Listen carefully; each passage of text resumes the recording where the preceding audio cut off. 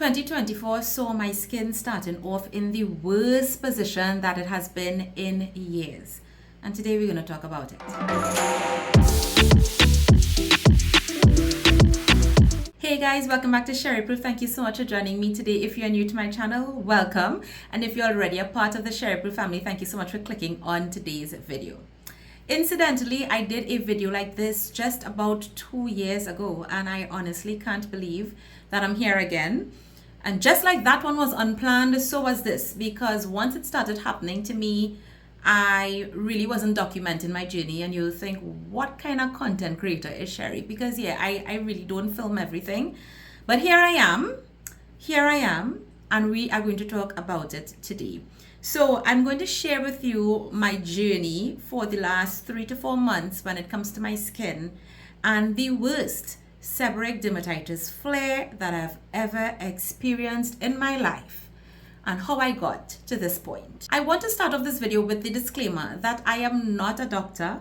I am not a dermatologist. I am a licensed skincare consultant, and that means that I do have a significant amount of skincare knowledge and I am able to craft skincare routines. Because of that, I'm also able to identify when a person might actually need to see a doctor, when their skin condition might actually require medication. But what I will be sharing today will be my own personal experiences, the lessons, the observations that I have made. And so all of this is purely anecdotal. I'm not presenting to you any scientific information or anything that you should base your personal decisions off. I just wanted to share the information in case it might raise some questions or bring certain things to mind that you may need to consider in your own skin journey. So I'm not going to take the time to explain what seborrheic dermatitis is. I did do that in the first video that I did on this topic when I had my last major flare 2 years ago. I will link that video in the cards and also in the description down below, and I highly recommend that you take a look at that if you haven't seen it already, and that's going to provide a great basis to understand what this condition is, how it usually affects me, and what I usually do to clear it. 2 years ago, I had what I thought was the worst seborrheic dermatitis flare that I had ever experienced. And generally, this is not so much of a concern for me. I'm able to identify very quickly when I see certain symptoms starting, and I can get it under control literally within days. So for something to remain with me for weeks and ongoing for months, this was a big thing. So grab a snack, let's discuss. So this all started back in early November, I believe, when I noticed that I was getting some dryness and scaling in the usual places this would occur for me. So in my case, I will usually get it in my nasolabial folds, and I will get it on my chin area. Some people may get it in their brows. A lot of people actually experience seborrheic dermatitis in their scalp, what we will normally call dandruff. But this is generally my problem area when this occurs for me. So I noticed this very slightly in November or so, and I immediately started to do things that I would usually do to kind of get it under control and to resolve it. So my anti-inflammatory skincare ingredients, and then I would use either topical ketoconazole cream that I can get over the counter, something that I usually have on hand, or I will use a dandruff shampoo that contains ketoconazole as a mask on my face a couple of times through the week. And that usually gets rid of the excess yeast on my skin. My skin will calm down, I will stop getting that scaling, and everything will go back to normal. Now, mind you, I was actually using the dandruff shampoo throughout the summer months, because one of the things that I noticed a lot is that I was sweating a whole lot more, especially around my mouth. Now that probably has a genetic component because my mom also sweats in that area.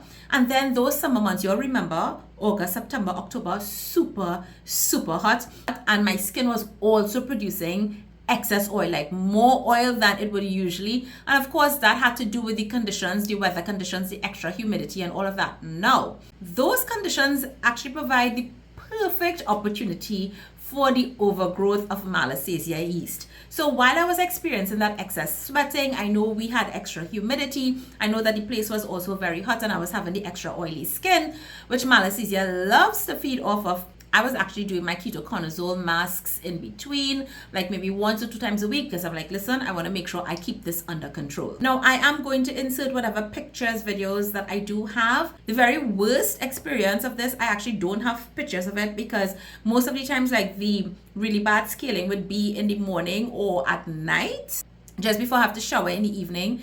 And I'm not necessarily like walking around with my phone to film those things, so I don't have that. But where I do have photos or videos, I will include them so you can kind of see what was happening to my skin as I went along. So when I saw this happening in November, I thought to myself, okay, things have changed a little bit with the temperatures and all of that. What is going on with my skin? And then I'm like, okay, you know what? When we come into November, December, usually that'll be time when I'll probably get like an acne breakout, if I'm going to get an acne breakout, because of stress. Like those months tend to be very, very stressful for me with work and all of that. So I figured, you know what?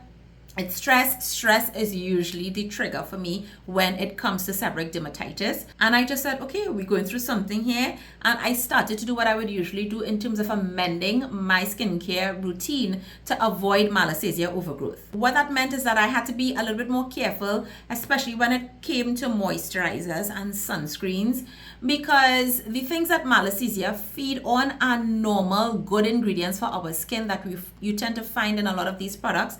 And so when it comes to cleansers and serums and so on, you can definitely find a lot of products that are okay for malassezia conditions, or people who are prone to conditions with regards to malassezia overgrowth, things like fungal acne, etc. But when it comes to moisturizers and sunscreens, you really, really, really have to dig. So I amended my routine, taking into consideration that this is what is happening, and of course I want to get out of it as soon as possible. Early in December, I had a visit with my GP, and this was going to be like my very thorough checkup. I am on right now a health journey. I know that I'm in my 40s now. I have a daughter who I would love to live as long as possible to see her go through, many stages of life. There's so many things that my husband and I still want to do, and I want to be in the best of health to do it. And after the accumulation of a lot of things happening in my life, I said, you know what, Sherry, there are some major changes that you need to make for you. And so one of those things was really to go and get all my checkups, make sure everything is okay. If something is not, see what I could do, amend lifestyle, further tweak my diet, etc., etc., etc. So I went to the doctor, and I had the most thorough checkup I've ever had in my life. My doctor visit was literally like 2 hours long. We went through everything, like my history, what was happening to me, all these symptoms of things that I thought was like irrelevant to anything, she asked me about, we talked about it. It was a really, really good visit, and because of that I had to do like blood work and some tests, etc., etc., etc. Now while we were there, I was telling her that my seborrheic dermatitis is acting up, and she said yes, she can see it a little bit around my mouth, but she also noticed that all my ears were flaking, there was flaking all on my neck and so on. And I have never experienced it to that state where other parts of my body was experiencing that flaking and that dryness. Now, of course, after going through everything, and by the way, that wasn't the reason I went to her, because it wasn't a place where I was still like, okay, I could manage this. But of course, because we were going through like my whole health state at the current time, that definitely came up, and we talked about it, and we both literally chalked it up to stress, given that that is usually my trigger. There was nothing else like in the discussion that would have turned a light bulb on for her, or for me to say, okay, maybe we need to change this or switch this up. But it just kept getting worse. Oh my goodness. And I was like, what is going on here? I amended my sleep. I looked at my diet. I was so careful with my skincare. By now, the skin was starting to have like hypopigmentation, so I was starting to lose pigment. My skin was very, very blotchy on the lower part of my face. I would always have this scaling. My skincare routine was very, very, very slimmed down. I already cut out actives. I wasn't using vitamin C, salicylic acid. I wasn't using my retinol. I wasn't using my AHAs. So yeah, I was just surviving on the bare minimum.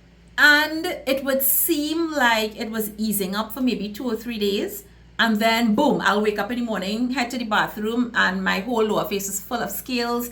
And then I'm going through that whole painful process all over again. So this was just progressively getting worse. And every time I thought it was probably getting better, it was like, no, sis, I am here still. By the time we got to Christmas, Old Year's and New Year's, it was just, no, this wasn't Sherry. I remember standing outside in my yard one day, while the children were playing, my daughter, my nephew, my nieces, and my husband was outside there playing with them, and he just turned around, and I don't know if it was because we were like in this bright natural light, and he was just like, oh my goodness, I could see how bad this thing is getting. And I'm like, yeah. It's terrible because, I mean, he's hearing me talk about this nonstop ad nauseum, right? But he's not adding to the conversation. He's like, yeah, I know this is happening. I know it's bothering you. But, you know, he's also trying to be sensitive to me because he understands that it's affecting me. I mean, skin is my business after all. So I think it was at that point, it hit him like, okay, this is much more than I would usually experience. And listen, when I tell you the itching, oh my goodness, it took everything in me to not scratch my face off. In fact, sometimes I will actually take my knuckles because I don't want to use my fingernails, and I'll actually do it like this, and I'll put some pressure to kind of ease the itching. The itching was terrible. Now for New Year's, we had actually planned to spend a couple of days in a hotel, just a small staycation, and I basically took pictures of Hadassah and my husband. I was probably just in 2 pictures. I didn't take any pictures of myself. I just didn't like how I was looking. I didn't like how my face was looking. I didn't like how my face was feeling. All of this was having an impact on how much I was enjoying our time away. So now we're in January, and I actually had several invitations, both to personal things, personal events with people, with friends.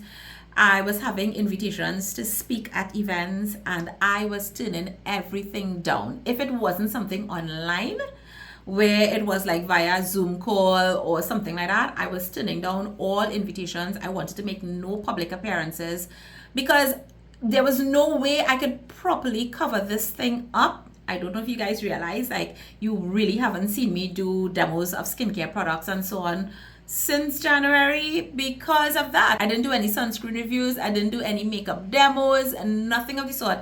I just don't want anybody to see my skin. And then even when I put stuff on, like the scaling and the dry flakes would show so much through the product, there was nothing to do. And I just didn't want to have to explain this to anybody. It was now during January that I noticed something else happening on my skin. So beside the scaling, the peeling, the redness, the irritation, the hypopigmentation that was happening on the lower part of my face, I started to notice that on this area, I was getting like some redness and some bumps. And it started off like it smack dab in the middle of the cheek. Then it started to spread, and it was even coming like very close up to my eye area. So this entire area was very textured, raised. It was really weird. It looked almost kind of like welts.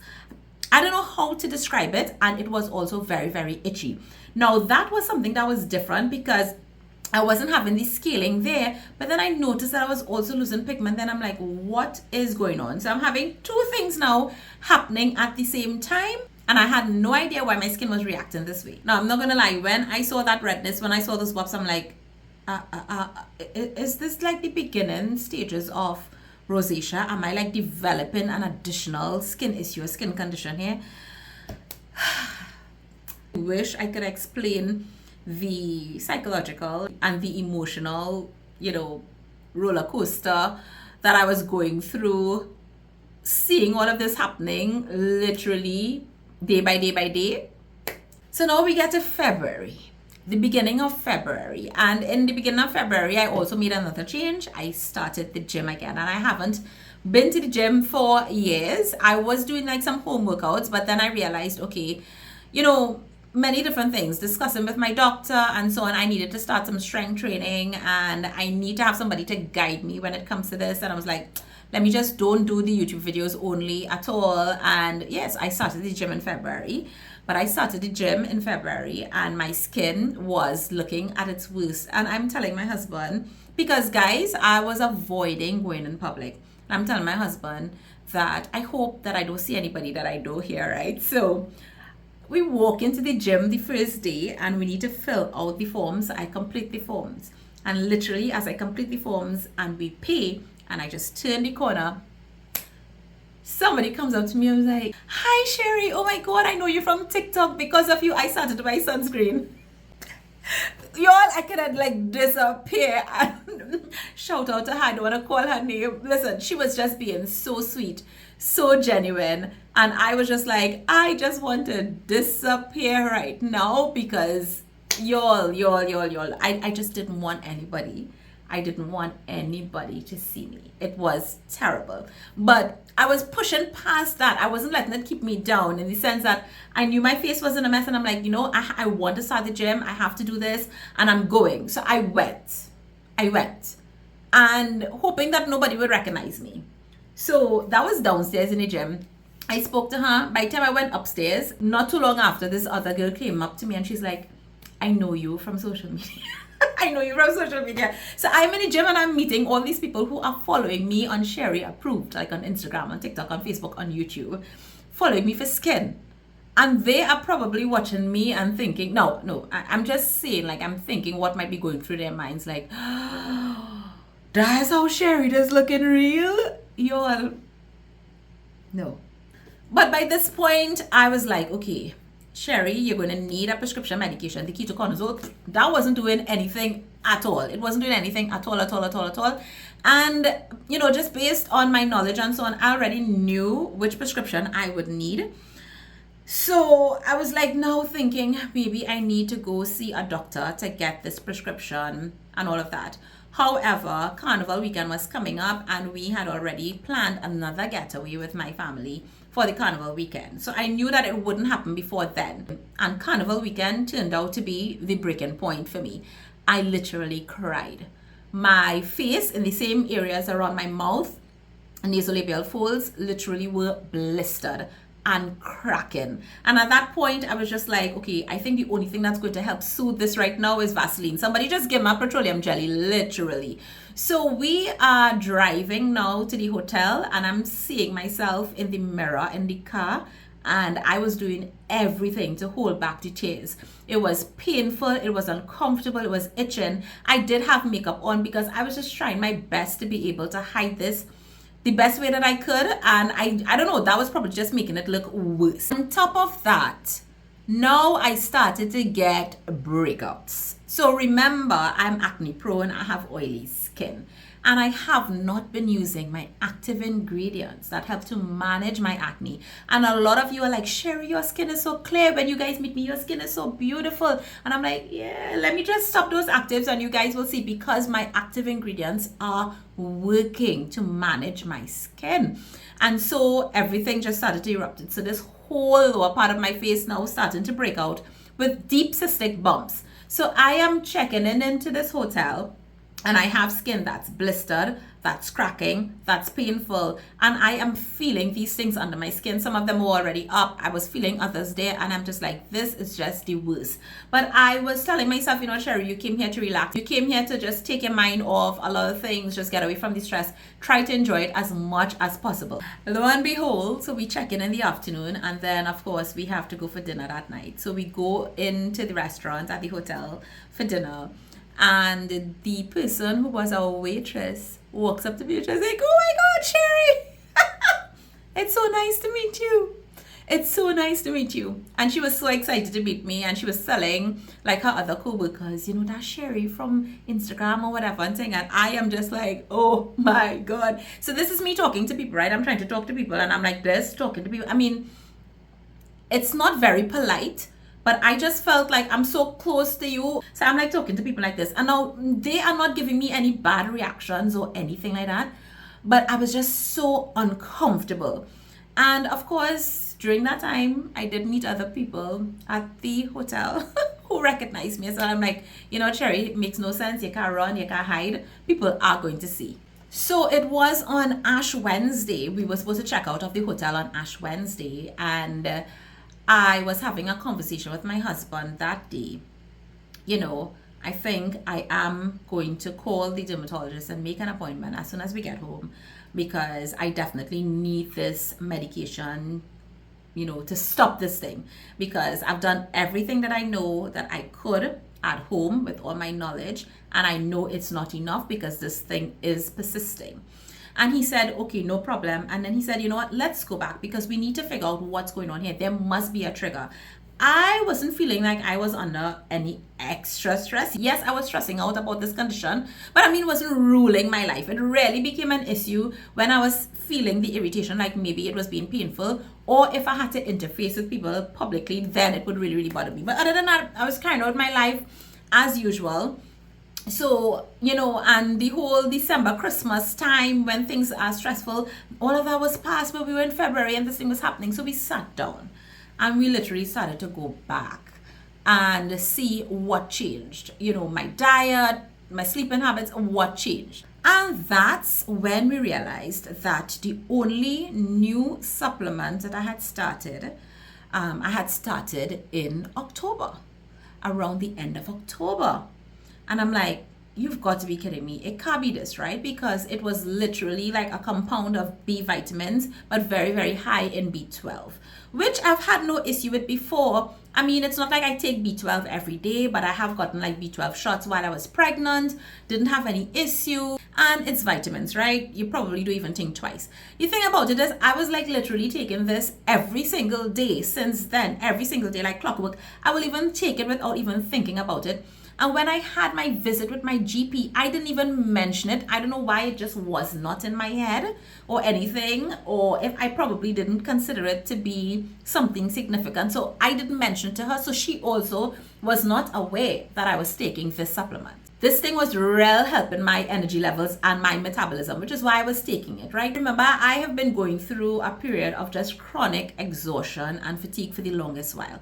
So something that was helping my energy levels, and it was a vitamin, I was really, really happy about that. So when we realized that this was the only new thing, I was just like, nah man, it cannot be this. It cannot be this vitamin. Because remember, I'm thinking that usually this thing would resolve much faster, and I am doing things, I will see like a bit of improvement for 2-3 days and then it's going to be back. So I'm like, something is fueling the seborrheic dermatitis. I just started to do some very, very quick research, and I realized in my reading that, you know, very high doses or overdoses of certain forms of vitamin B can cause skin lesions, rashes, etc. And I'm like, okay, maybe there is some type of connection here. On top of that, in going down this rabbit hole, I don't know how I managed to come across this, but I ended up reading about colloidal silver and it being used by doctors to help, especially like burn patients. It helps to speed up wound healing and all of that. So I said, you know what? We have colloidal silver at home, a big bottle. So I said, I am going to apply this topically. So I made 3 decisions on that day. 1, that I would call the dermatologist as soon as I get home to make an appointment. 2, that I would immediately stop this B vitamin. Listen to me. I took it with me even to the hotel and I was taking it religiously. And 3, I would apply this topical colloidal silver on my face because it has antibacterial, antiviral, and antifungal properties. So I said, you know what? No problem there. I will apply that, see if it's going to help clear this thing up. I made those decisions. We got home. I called the dermatologist's office and I got the appointment for exactly 1 week from then. But from the evening we got home, it was Ash Wednesday evening, I started to apply the topical colloidal silver, and I also stopped taking the vitamin that day. By the Friday of that week, I was shocked. So guys, listen. I am stopping this vitamin and I'm starting to apply this thing. I don't know if it's the stopping of the vitamin. I don't know if it's the colloidal silver, but I was doing both at the same time. And the change that I saw in my skin was drastic.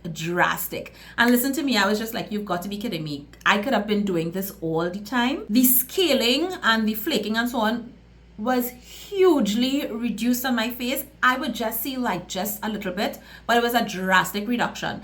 And the redness and the bumps and the welts that was all over my cheek area completely flattened. Like there wasn't even a sign of it. So much so that when we came around to the visit with the derm a week later, I had to basically show her the evolution of what happened and what was happening since November until now, so that she could see, you know, what was happening, what it got to. Because my skin at that point was nowhere as bad as it was a week before. So I told her what I noticed about the B vitamin and so on. She told me that she was not aware that this could cause this particular issue. However, she said she was not ruling it out. You know, everybody is different. And that's one of the things that I want to definitely highlight here. It's not to say that the B vitamin was bad. It's very beneficial. I told you that I was experiencing like great energy, and it was very, very helpful to me in that way. However, everybody does not assimilate and deal with everything the same way. It could also be that the doses were probably too high for me, and somebody else may not have that reaction. So a lot of people were asking me when I shared in my stories, like, could you tell us the brand? And I'm not going to. I don't want to, because I don't necessarily think that the product itself is bad. I just think that the issue would be how my body was handling it. The dermatologist also told me, like, listen, let's go through your skincare routine, which we did. Everything was okay. She also asked me about my acne because, of course, she was seeing that the breakouts were occurring. I explained to her that I stopped all my retinoids, etc. And she also told me to, Sherry, just start checking fragrance, maybe in your makeup and so on, just in case. We just want to kind of eliminate any possible triggers, just to see if any of this was happening. Now, on the day that I did go to see the dermatologist, I did have on makeup because, again, I'm not leaving the house just like that because of the uneven skin tone that was on the lower part of my face. I work with Hadassah's baby wipes, and I told her, listen, I could remove the makeup for you to see and so on, which we did. So she got a good look at my skin, and we had a nice chat, and then she wrote a prescription for me with exactly the thing that I knew that I would need. I just laughed and chuckled when she did, and she told me to use it for at least 3 weeks, and that if I didn't see like full improvement and so on, you know, then I'd come back and we'd kind of review. So I added the cream in addition to stopping the B vitamin and continuing with the colloidal silver applied topically on my face. So literally every time I wash my face, I would literally pour some of the colloidal silver in my hand and tap it into my skin, kind of like a toner or an essence. And that was the Wednesday we went to the derm, and by Friday morning, zero scaling. And since then to now, and it's literally like 2 weeks since then, I have had zero scaling, zero redness, zero burning. My skin feels completely different. Even the texture of my skin on those areas was feeling like it wasn't skin. It was feeling like something completely different. It feels like skin now. So I know that my skin is healing, and I am so, so grateful for that. And I am probably going to have the hypopigmentation for a while. Hypopigmentation is a little bit tricky to deal with because it is loss of pigment in the skin. I also got now some hyperpigmentation in areas where I had lost pigment, because some of the areas where I got like the severe blistering and so on, those areas had severe irritation, and now those areas have gotten darker. So I have my skin tone, I have areas that are lighter, I have areas that are darker as well. So was it the vitamin? Was it the vitamin? Or was the colloidal silver spray just so great that it was able to just kill off most of that fungal infection? Or was it a combination of both? Now, I have not taken the B vitamin since, and a little part of me want to start it back just to see if I'm going to have the same reaction. But guys, my anniversary is in a month, and this skin needs to be skinning, okay? So we're not going down that road. And in fact, when I shared on my stories, my doctor saw the whole drama, and she messaged me and she was like, you didn't tell me about this. What was going on? Do not try it again. Do not do any experimentation. Let's just get your skin fully healed, please. And the other thing is that I know that I am sensitive to biotin. So a lot of people could take biotin supplements, maybe for their hair and nails and so on. I avoid biotin like a plague because I have tried different brands of biotin supplements and so on over the years. And every time they are in my routine within a couple of weeks, I will get severe cystic acne, much worse than what I'm accustomed to. And once I come off of that, it eventually resolves. So I know that I already have a sensitivity to biotin, and that is a form of vitamin B. Maybe that's the situation here. I don't know, maybe this is just a Sherry thing. Now, I also do want to mention that in Trinidad and Tobago, we've been having a lot of inflows of Sahara dust. And can the Sahara dust exacerbate the situation? Absolutely yes. And I have seen it happen with me before. So I'm not discounting that at all, because with the dust comes a lot of bacteria and fungi and so on. So that could have probably been making it worse, as well as, who knows, like the itching and the other type of rash thing that occurred on my face. Who knows if it was related to that, or who knows if because of the proliferation of the Sahara dust, it was just making it worse. Like literally everything was probably coming together at just the worst possible time for me. Who knows? So yeah, quite a lot of lessons learned here. I will not be starting that supplement anytime soon, or probably never. Who knows? Never. I'm going to be very, very careful when it comes to B vitamins for me. Of course, in consultation with my doctor, who is fully aware of this now and will definitely be monitoring me with regards to this. But I'm also going to be weaning off of the colloidal silver applied topically. I'm still doing it because I am just so happy with what it has done, you know, in this whole healing process as well. But I'm going to be weaning off of that. And I've already stopped the prescription cream. I don't need it anymore. I'm having absolutely no scaling at all. So I'm just really at the point now of allowing my skin to heal. Yes, it's been 2 days now that I am back in my skincare routine. I've added actives, no burning, no stinging. I've started my vitamin C. I've added salicylic. I use my retinol, no problems. So glad. So now for the next couple of months, I'm going to be working on a lot of pigmentation issues in my skin. So what do you guys think? I mean, hearing all of this, have you ever experienced anything like this? Have you had like some very weird triggers when it comes to skin issues? In all of this, I think the thing that I want you to take away would be to really pay attention. Really pay attention, because you know, medication, supplements, diet, things we eat, change of your work environment, change of your stress. You know, there might be things happening within your body, your microbiome. Maybe you took some antibiotics. You know, there's so many things. The environment, the Sahara dust. There's so many things. It could be that suddenly you've become allergic to something. Maybe it really is fragrance. Who knows? There's so many things that happen that can create skin issues and sudden skin conditions for us. And sometimes it's not so easy to figure out what the trigger is. And if you found yourself in a situation like me where you just can't figure it out, like you literally need to go to the nitty-gritty, go back through everything, make notes of everything. Because if you do have to sit with a doctor, all of that little bit of information, things that you think is going to be insignificant, might actually be the answer to the issue. So this is where I'm at right now. I wouldn't say that I'm completely out of the woods yet. Knock on wood that everything is going to be okay, but I'm definitely going to keep you guys posted. I hope that sharing my experience today was helpful for you. If you know a friend or there's a relative that it might be helpful for as well, please share this video. Remember to like this video, leave a comment. It really helps other people find my content. Thank you guys so much for watching. Thank you also for all the amazing support you guys would have given me when I started sharing on my stories, like what was happening. You all were so nice to me. I appreciate it sincerely. You all are really not just a community but a family, and I am so grateful to all of you. Thanks so much for watching, and I'll see you guys in another video soon. Take care. Bye.